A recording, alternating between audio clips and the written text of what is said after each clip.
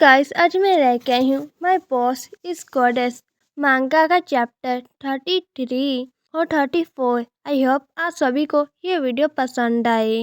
Last video में हमने देखा था कि फूचाओ हमेशा से ही अकेला था, जिस वजह से वो टूसो की फीलिंग्स नहीं समझ पाता और हमें प्रोडक्ट लॉन्च वाला दिन भी दिखाया जाता है।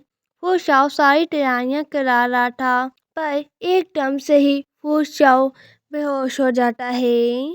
चलिए आज का चैप्टर स्टार्ट करते हैं। चैप्टर 33 की स्टार्टिंग में हमें ब्रेक रूम दिखाया जाता है। ब्रेक रूम के बाहर रिमू खड़ा हुआ था। उसके पास जिन भागते हुए आता है और कहता है, रिन्मू रिएक्टर वो अब कैसे हैं? क्या वो अब ठीक है? रिन्मू कहता है, डॉक्टर ने कहा कि कुछ भी सीरियस नहीं है। ये सब कुछ इसलिए हुआ क्योंकि वो काफ़ी जल्द ही थक चुके हैं और डॉक्टर वो को आराम करने की जरूरत है। मैनेजर जिन, क्या डॉक्टर वो अच्छे से आराम नहीं कर रहे थे?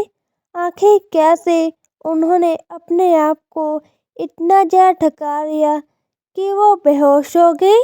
जिन कहता है, ये सब कुछ मेरी वजह से हुआ है। असल में डॉक्टर फू ने तुम्हें जेई कंपनी की एचआर से बातें करते हुए देख लिया था और उसे डर था कि तुम कंपनी छोड़कर चले जाओगे, तो इसलिए मैंने उसे कुछ बेकार से आइडियाज बताए, जिस वजह से ये सब कुछ हो गया। ये सुनकर रिन्मू चौंक जाता है और रिन्मू कहता है, तो जाने की डॉक्टर फू को पता था कि मुझे जेई कंपनी वाले अप्रोच कर रहे हैं? ये सुनकर जिन अपने मुंह पर हाथ रख लेता है और फिर मन में कहता है, अरे नहीं, मैंने कुछ ज़्यादा ही बोल दिया। और जिन कहता है, वैसे वो बस तुम्हारे काम की टेंशन कम करना चाहता था, इसलिए वो ओवर टाइम वर्क नहीं करा रहा था और वो काम वो खुद ही कर रहा था। ये सुनकर रिन्मू को याद आता है कि फूचाओ ने उसे ज़्यादा काम करने से रोका था। ये याद करके रिन्मू अपने मन में कहता है, ओ अच्छा, थैंक यू। डॉक्टर फू नहीं चाहते थे कि हम सब ओवरटाइम काम करें, इसलिए वो अपने आप ही सारा काम करने लगे और डॉक्टर फू ने अपने आप को इतना ज़्यादा थका लिया। बस ये सब कुछ इसलिए क्योंकि वो नहीं चाहते कि मैं ये कंपनी छोड़कर जाऊं। तभी जिन अपना सिर पकड़ के चिल्लाते हुए कहता है, ये काफ़ी ज़्यादा ही बुरा है। डॉक्टर फू वो बेहोश हैं और अब इस फैशन शो का क्या होगा? जिनकी आवाज़ सुनकर रिन्मू अपने होश में आता है और कहता है, मैनेजर जिन, आप टेंशन मत लीजिए क्योंकि डॉक्टर फू ने पहले ही सारी तैयारियां करा दी हैं। बस हमें डॉक्टर फू के प्लानिंग के हिसाब से ही सब कुछ करना होगा, तो फिर कोई भी मुश्किल नहीं आएगी। ये सुनकर जिन रोते हुए अपने मन में कहता है, नहीं रिन्मू नहीं, अभी इससे भी जरा बड़ी प्रॉब्लम खड़ी हुई है। डॉक्टर फू बीमार है तो गॉडेस शाओ शाओ कैसे आएगी? तभी एक लड़का भागते हुए वहाँ पर आता है और कहता है, अब हम क्या करें? बहुत बड़ी मुसीबत हो गई है क्योंकि मिस शाओ शाओ वो अभी तक यहाँ पर आई नहीं है और ना ही वो फोन उठा रही है। ये सुनकर रिन्मू चौंक जाता है और कहता है, ये कैसे हो सकता है? गॉडेस शाओ कभी भी लेट नहीं होती है। और रिन्मू अपने मन में कहता है, क्या उसके साथ कुछ हो गया है? और ड्रेसिंग एरिया में सब लोग काफी ज्यादा ही परेशान थे। एक कहता है, अरे नहीं, अब हम क्या करें? डॉक्टर फू वो बीमार है और गॉडेस शाओ अभी तक यहाँ पर नहीं आई है। अगर सब कुछ ऐसा ही चलता रहेगा तो ये पूरा फैशन शो खराब हो जाएगा। क्या अब हम कुछ भी नहीं कर सकते? रिन्मू पीछे खड़ा उनकी बातें सुन रहा था और रिन्मू अपने मन में कहता है, नहीं, हम इस शो को कैंसिल नहीं करा सकते हैं। आधे से ज़्यादा फैशन शो का हॉल भर चुका है, तो इसलिए हम इस फैशन शो को कैंसिल नहीं करा सकते हैं। और रिन्मू जिन को बुलाता है, वो कहता है, मैनेजर जिन। तभी रिन्मू नोटिस करता है कि जिन पूरा ब्लैंक हो चुका है। उसे आप कुछ भी समझ नहीं आ रहा है कि वो क्या करे। और जिन भी कह रहा है, अरे नहीं, पूरा फैशन शो खराब हो गया। जिन को ऐसा देखकर रिन्मू अपने मन में कहता है, अरे नहीं, मुझे लगता कि मैनेजर जिन ये सब कुछ संभालेंगे। अब मुझे क्या करना चाहिए?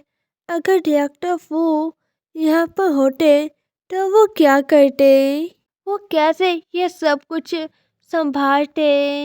और रिन्मू कहता है, सब लोग मेरी बात सुनो। अब हम सब ये सब कुछ अब बीच में नहीं छोड़ सकते हैं। इसके लिए काफी ज्यादा ही देरी हो चुकी है। रिटर्डिंग, तुम पता लगाओ कि गॉडेस शाओ कब तक यहाँ पर आ जाएंगी और थोड़ा सा टाइम रहने की कोशिश करो। और किसी को भी पता नहीं चलना चाहिए कि डॉक्टर फू बेहोश हो चुके हैं। अगर हम सब डॉक्टर फू के प्लान के हिसाब से चलें, रिन्मू की बात पूरी होने से पहले ही पीछे से रिन्मू के कोवर्कर्स कहते हैं, असिस्टेंट रिन्मू, आखिर तुम कर क्या रहे हो? तुम बस एक असिस्टेंट हो। आखिर तुम अपने आप को समझते क्या हो जो तुम हम सभी को ऑर्डर्स दे रहे हो? यह सुनकर सब लोग आपस में बात करने लग जाते हैं। रिन्मू कहता है, अगर तुम समझते हो कि मैं इन सब के कारण नहीं हूँ, तो क्या तुम हो? क्या तुम ये सब कुछ संभालोगे? अगर कुछ भी तुम्हारे फैसले की वजह से कट हो गया, तो ये पूरा फैशन शो खराब हो जाएगा। तो क्या तुम इन सभी चीजों की जिम्मेदारी उठा पाओगे? ये सब सुनकर उस लड़के की बॉडी बंद हो जाती है। रिन्मू आगे कहता है, ऑफ कोर्स, अगर कुछ भी मेरे फैसले की वजह से गलत हुआ तो मैं उस चीज की जिम्मेदारी उठाऊंगा। इसलिए जब तक डॉक्टर फू नहीं जागते, तब तक हम सभी को मिलकर काम करना होगा। तो इसलिए तुम सभी मेरी बात सुनो। यह सब देखकर जिन अपने मन में कहता है, मुझे क्यों ऐसा लग रहा है कि ये पूरा माहौल ही चेंज हो चुका है। रिन्मू की बातें सुनकर सबकी बॉडी बंद हो जाती है। हाँ, वो लड़के भागते हुए कहते हैं, ठीक है, ये सब कुछ अब तुम्हारा आइडिया है। अगर कुछ भी गलत हुआ तो सारी जिम्मेदारी तुम उठाओगे। उस चीज में हमारा कोई हाथ नहीं होगा, ठीक है? और वो दोनों भाग जाते हैं। उन दोनों के जाने के बाद रिन्मू चैन की सांस लेता है और फिर मन में कहता है, हाँ, मुझे तो लगा कि मैं डर के मारे मर ही जाऊंगा। जब तक डॉक्टर फू नहीं जागते, तब तक मुझे इन सब चीज़ों का ध्यान रखना होगा। अगर मैंने डॉक्टर फू के साथ इतना वक्त काम नहीं किया होता, तो अभी तक तो मैं कुछ भी नहीं होता। मैंने अभी डॉक्टर फू की तरह इन सभी को डरावने तरीके से ऑर्डर्स दिए। अगर मैंने डॉक्टर फू के साथ इतने लंबे समय तक काम नहीं किया होता, तो मैं ये कभी भी नहीं कर पाता। इस वक्त मुझे काम पर फोकस करना होगा। और यहीं पर हमारा चैप्टर 33 एंड होता है और चैप्टर 34 स्टार्ट हो जाता है। चैप्टर 34 की स्टार्टिंग में रिन्मू जिन को कहता है, मैनेजर जिन, आखिर गॉडेस शाओ अभी तक यहाँ पर क्यों नहीं आई है? और रिन्मू जिन को रोते हुए कहता है, मैनेजर जिन, क्या आपको कोई और रास्ता पता है जिससे हम गॉडेस शाओ से बात कर सके? क्या आपको कोई और मॉडल पता है जो उसकी जगह ले सके? ये सब सुनकर जिन अपने होश में आता है और कहता है, मुझे नहीं लगता कि गॉडेस शाओ यहाँ पर आ पाएंगी। यह सुनकर रिन्मू चौंक जाता है। जिन आगे कहता है, वो एकदम से ही बीमार हो चुकी है, तो इसलिए मुझे नहीं लगता कि वो यहाँ पर आ पाएगी। और कोई और मॉडल जो उसकी जगह ला सके, इसके लिए काफ़ी ज़्यादा ही देरी हो चुकी है, क्योंकि जो सारे कपड़े हैं ना वो शाओ के फिगर के हिसाब से ही बनाए गए थे। मुझे नहीं लगता कि कोई और उसकी जगह ले सकता है। ये सुनकर रिन्मू अपने मन में कहता है, क्या घोड़ा शाओ भी परमाल है? और रिन्मू कहता है, तो अब हमें क्या करना चाहिए? क्या यहाँ पर कोई भी नहीं है जो घोड़ा शाओ की जगह ले सके? ये सुनकर जिन रिन्मू की ओर ही देखने लग जाता है। ये देखकर रिन्मू जिन को कहता है, मैनेजर जिन, आप मेरी ओर ऐसे क्यों देख रहे हैं? और जिन अपने मन में कहता है, वो सारे कपड़े एक आदमी को ध्यान में रखते हुए ही बनाए गए थे। अगर उसे कोई दूसरा और आदमी पहने तो शायद काम बन जाएगा।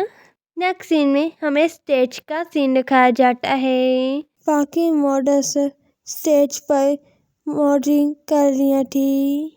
बैक स्टेज पर रिन्मू लड़कियों वाले कपड़े पहनकर स्टेज पर जाने के लिए अपने आप को तैयार कर रहा था।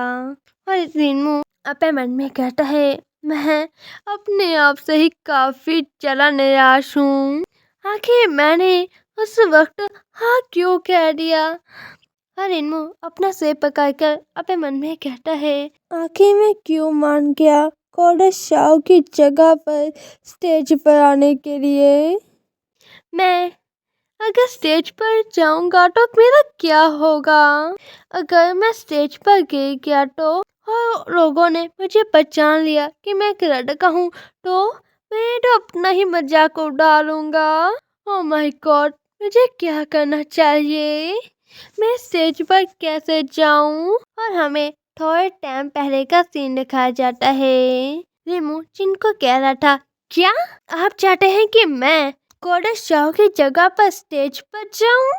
जिन कहता है, टेंशन मत लो, तुम्हारी बॉडी का फिगर शाओ से मिलता जुलता ही है, बस तुम्हारी हाइट का फर्क है। लेकिन अगर तुम हील्स पहन लोगे तो काम बन जाएगा।